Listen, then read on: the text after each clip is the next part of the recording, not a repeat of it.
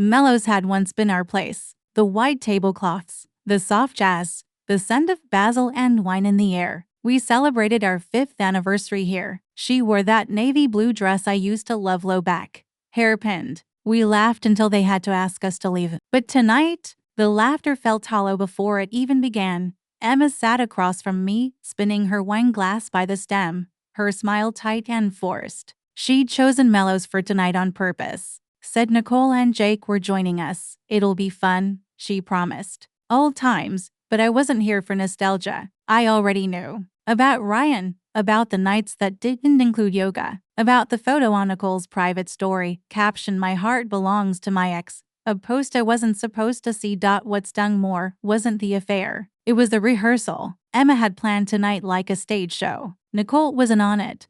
Her lifelong best friend now playing co-director to the quiet demolition of my marriage. Jake. Poor guy probably thought this was just dinner. So did the waiter who poured us red wine and lit the small votive candle between us. Nicole arrived first, dressed like it was her anniversary. Jake followed, clearly underdressed and slightly annoyed. He shot me a half smile, like he knew we'd both been dragged into something we didn't understand yet. Two old friends. Emma raised her glass, and everyone followed. I watched her carefully. She wouldn't look me in the eye. Her fingers kept drifting to her ring, twisting it slowly. That was her towel. She did the same thing before quitting her last job. I knew the signs. She wasn't just ending a relationship, she was making an exit she'd already practiced. Halfway through the risotto, she cleared her throat. "Daniel," she began, soft and deliberate. "There's something I've been meaning to talk about. Something important." Nicole leaned in just slightly. Jake paused mid-bite. I let the silence stretch just long enough to make her uncomfortable. Then I smiled gently.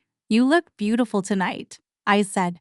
She blinked. "Thrown off." "I mean it," I added. "You always did have a way of dressing for closure." The words hung there just long enough. Then I leaned back and gestured. "Go on." Emma's eyes flickered toward Nicole, who gave her the subtle nod. Emma took a breath. "I've been doing some thinking," she said. "And I believe we've grown apart." There it was. I nodded slowly, folding my napkin with care. "Is this the part where you tell me you're still figuring things out? Or that you need space?" Jake looked between us. "Wait.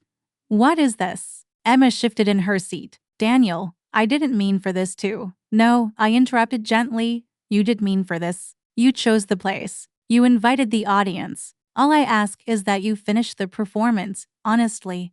Her lips parted. Her hand froze over her ring. Nicole suddenly looked less smug. Jake was fully awake now. Emma swallowed. "I'm seeing someone. His name is Ryan," I said. She stopped. I took a slow sip of wine. "You've been seeing him since June. He was at that conference in Chicago. Nicole reintroduced you. That was your catalyst." Nicole's fork clattered against her plate. Jake turned. "Nicole." Emma's mouth opened, then closed again. Panic flickered. I held up a calming hand. "I'm not here to make a scene. You already made it for me. I'm just participating." Emma stood suddenly. "Daniel, maybe we should talk in private." "We're past that," I said calmly. "Please, sit." Jake's face had hardened. Nicole's fingers were now white around her napkin. "I'll let you finish," I told Emma, "but when you take that ring off, don't hand it to me." She stared. "Because I already have someone in mind for it." And then I smiled again, because this wasn't going to be the night she rehearsed.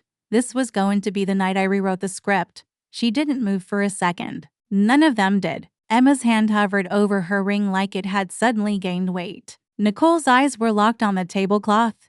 "And Jake?" Jake looked like a man trying to remember where the trapdoor was. Then Emma pulled the ring off. No dramatic speech, just silence. She placed it on the white napkin between us. Nicole exhaled like a cue had been hit. Jake turned toward her, confusion painting his face. But I wasn't finished. I picked up the ring, not gingerly, not like a man wounded, but carefully, like handling evidence. Nicole glanced up, startled. "You've always loved this ring, haven't you, Nicole?" I asked, my tone light. Her face froze. "Daniel, don't. You picked it out with her, didn't you? Back when Emma was still pretending I was the love of her life." Jake's head snapped toward Nicole. "What?" Nicole stammered. "He's twisting things. I reached across the table and gently slipped the ring onto Nicole's finger. She gasped, like something branded her. Jake rose halfway out of his seat. What the hell is going on? Emma's voice cracked. Daniel, what are you doing? Making things clearer, I said. Since truth seems to need witnesses tonight. Nicole yanked her hand away, trying to slide the ring off, but it wouldn't move. Her face flushed red. The diamond glared up at her like it knew too much. Jake turned to her. Why won't it come off? Nicole winced. It's swollen. I don't know. It's stuck. You were part of this? Jake asked, voice rising. You helped Emma cheat? I didn't mean. Not just helped, I said. Nicole was sleeping with Ryan too. Silence. Like someone unplugged the world. Emma blinked, lips parted. What? I leaned forward, voice level. He wasn't just your ex, Emma. He was your best friend's escape too. Different nights. Same lies. Nicole's whole body stiffened. You're insane. Jake's voice was trembling now. Tell me it's not true. I reached into my coat pocket and placed my phone on the table. I have texts, dates, locations. Nicole's hotel reservation overlapping Ryan's business trips. Messages Emma never saw because Nicole used a backup number. You really should have deleted that Google Calendar entry. Nicole, Emma looked like her skin had been peeled back. You lied to me. Nicole's voice cracked. He told me you two weren't talking. He said you didn't want him anymore. Emma stood up fast, knocking her chair. You absolute. Sit, I said, calm as ever. This isn't your exit anymore. It's your mirror. Jake turned to Nicole. How long? She started crying. It wasn't serious. I didn't think. You didn't think I mattered. He hissed. You didn't think I deserved to know. Emma dropped back into her seat. You were sleeping with him first, weren't you? Nicole just shook her head. Helpless. Does he know we know? Jake asked, voice bitter. Oh, Ryan, I said. He's currently at dinner with his actual wife. They all froze again. Nicole's voice was barely a whisper. He said they were separated. Emma's face had gone ghost white. Wait, wife? I nodded. Michelle, you'll meet her soon. Jake looked at me like he wanted to laugh and cry at the same time. Jesus Christ. Emma was trembling now. Daniel, I didn't know. I thought he loved me. I didn't smile this time. You didn't love him either, I said. You loved running. Nicole finally managed to yank the ring off and shoved it back toward me. Take it. I looked at it, then shook my head. No, that's yours now, but I don't want it. Exactly, I signaled to the waiter. We'll take the check. Emma looked at me, eyes wide. You planned this? I responded to your script, I said. With a better one? Jake nodded slowly. Respect? Nicole sobbed. Emma crumbled, and I sat back in my chair as the whole table burned not in flames. But in truth, the performance was over, and I wasn't the one who got played. I didn't rush the ending after the check was paid by me. Of course, I placed a manila envelope on the table like a final course no one had ordered. Emma flinched. Nicole visibly recoiled. I thought we were done. Emma whispered.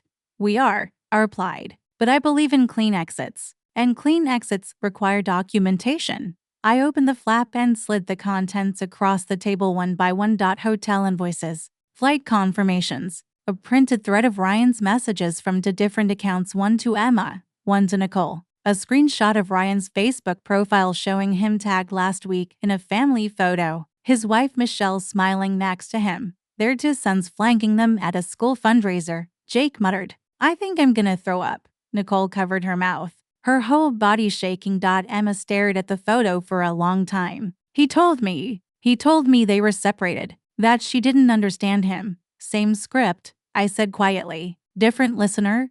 She looked up. And you just watched it happen? No, I said. I watched you happen, and I gave you room. I wanted to believe you'd stop before I got here, but you didn't. So now, here we are. Emma's eyes began to brim. You were never supposed to find out this way. No, I agreed. I was supposed to find out slowly, by inches, doubt myself. Then, you could call it a breakdown instead of a betrayal. Nicole finally broke down. Jake, I swear, you swear, he barked. You swore on our daughter's life that there was nothing going on. You sat across from me, just like this, and lied through your teeth. I didn't think it would go this far. Nicole sobbed. Because it always starts small, I said, voice low. A text, A coffee. A lie told to make the next one easier. Emma grabbed a napkin, trying to blot her tears. I never meant to lose you. You didn't lose me, I said. You gave me away. For an idea you didn't understand. For a man you didn't even know. She looked desperate now. Daniel.